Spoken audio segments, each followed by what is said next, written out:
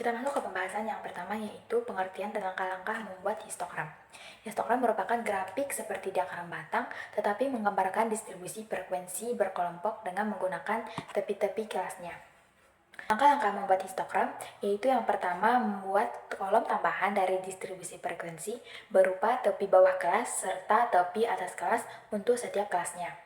Kemudian biarkan frekuensi sesuai kelasnya sehingga bisa membuat diagram batang. Untuk lebih jelasnya, kita langsung masuk ke contoh soal. Di mana soalnya adalah susunlah histogram dari tabel distribusi frekuensi di bawah ini.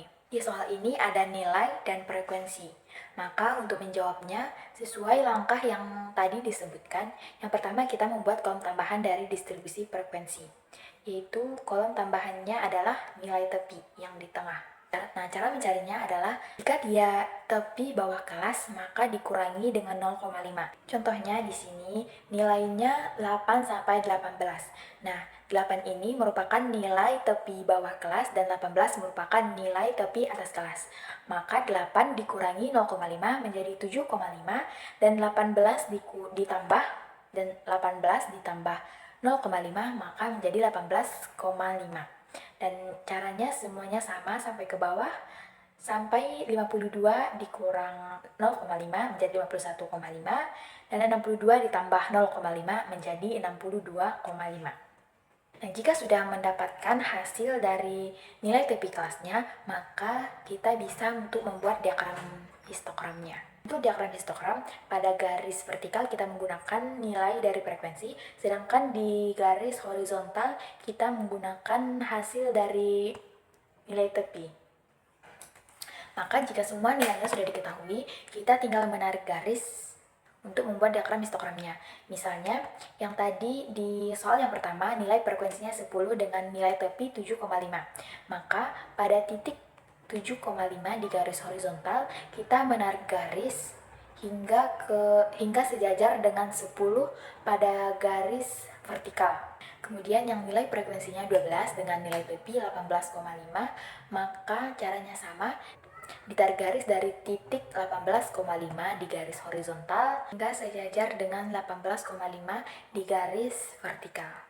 Nah, caranya semuanya sama sampai yang terakhir, yaitu di frekuensi 8 dengan nilai tepi 51,5. Maka di 51,5 kita tarik garis hingga sejajar dengan 8 di garis vertikal.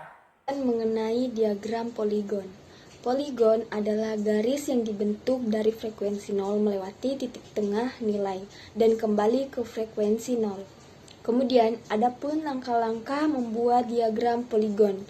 Yang pertama, membuat kolom tambahan dari distribusi frekuensi berupa tepi bawah kelas maupun untuk tepi atas kelas pada setiap kelas. Langkah kedua, biarkan frekuensi sesuai kelasnya. Dan langkah ketiga, tambahkan kolom nilai untuk nilai tengah.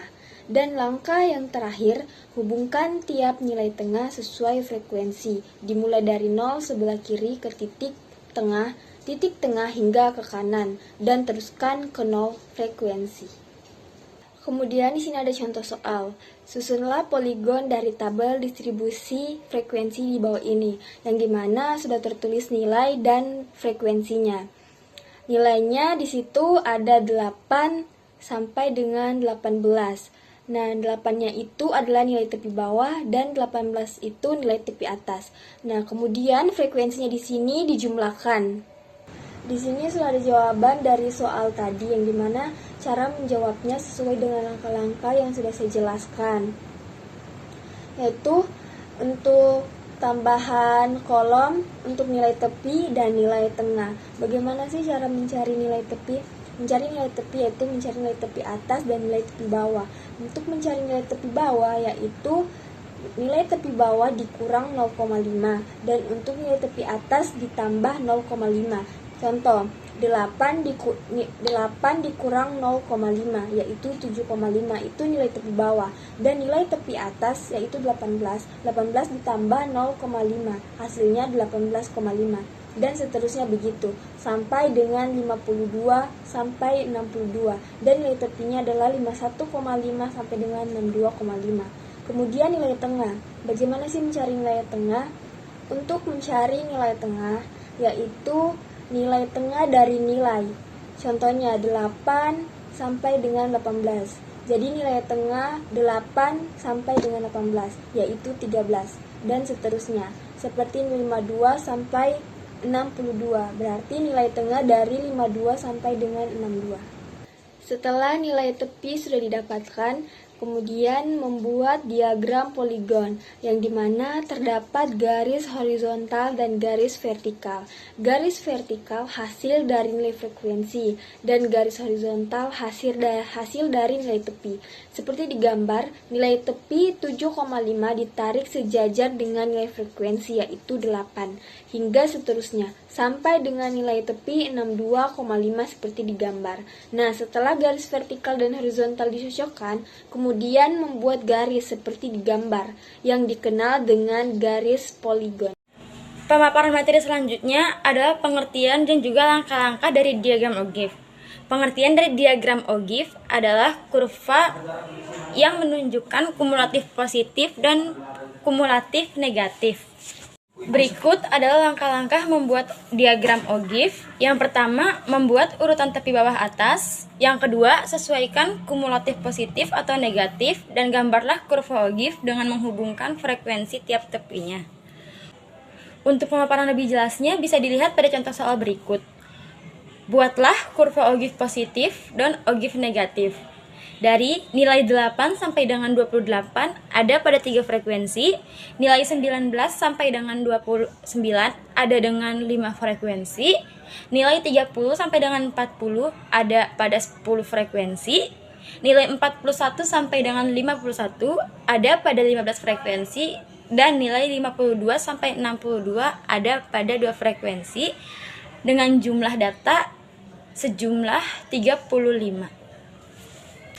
Nah, jawabannya dengan mencari nilai tepi, yaitu dengan mengurangkan tepi bawah kelas dengan nilai 0,5.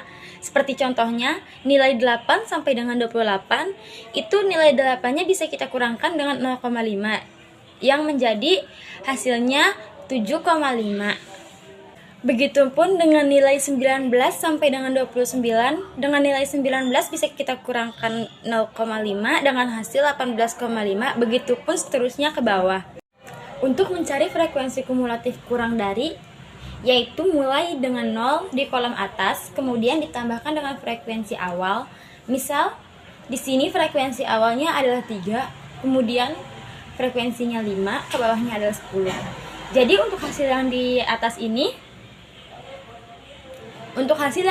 ini, kolom pertamanya adalah 0, kemudian kita tambahkan dengan 3 yang frekuensi awal pertama itu, hasilnya menjadi 3, kemudian kita tambahkan lagi dengan 5, menjadi hasil 8, kemudian kita tambah lagi frekuensi di bawah 5 itu adalah frekuensi 10, dengan hasil kumulatifnya adalah 18.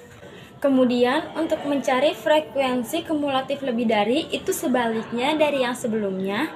Jika sebelumnya adalah ditambah, maka untuk frekuensi kumulatif lebih dari ini yaitu dikurang. Jadi jumlah data seluruhnya itu dikurang dari frekuensi awal. Misalnya seperti jumlah data 35, seperti contoh soal di atas, itu dikurang dengan frekuensi awalnya yaitu 3. Maka hasilnya adalah 32 seperti frekuensi yang tertera pada jawaban pada contoh soal berikut. Kemudian untuk mencari frekuensi kumulatif lebih dari, itu sebaliknya dari yang sebelumnya. Jika sebelumnya adalah ditambah, maka untuk frekuensi kumulatif lebih dari ini yaitu dikurang. Jadi jumlah data seluruhnya itu dikurang dari frekuensi awal. Misalnya seperti jumlah data 35, seperti contoh soal di atas, itu dikurang dengan frekuensi awalnya yaitu 3. Maka hasilnya adalah 32 seperti frekuensi yang tertera pada jawaban pada contoh soal berikut.